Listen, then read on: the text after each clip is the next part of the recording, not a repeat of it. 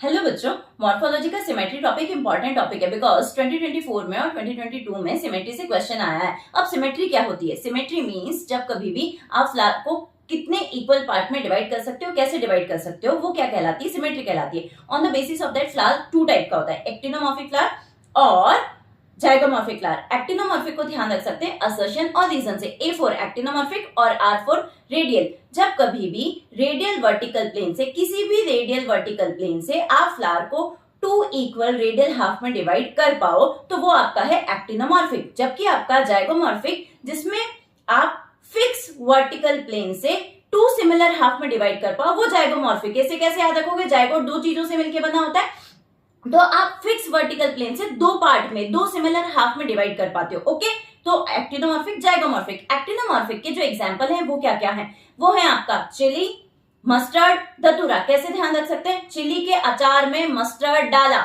अब चिली क्या है? सोलेनेसी का मेंबर। मस्टर्ड क्या है? आपका ब्रेसिकेसी का मेंबर। और धतूरा किसका है? अगेन सोलेनेसी का मेंबर। Got it? देन आपका आया जाइगोमॉर्फिक। जाइगोमॉर्फिक में कौन कौन आता है?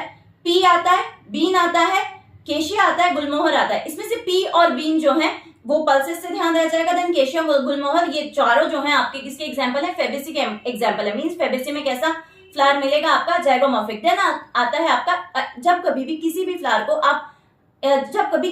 आप इक्वल पार्ट में डिवाइड नहीं कर सकते, दैट इज एसिमेट्रिकल, जिसकी कोई सिमेट्री नहीं, दैट इज नोन एज कैन्ना। ओके बच्चों,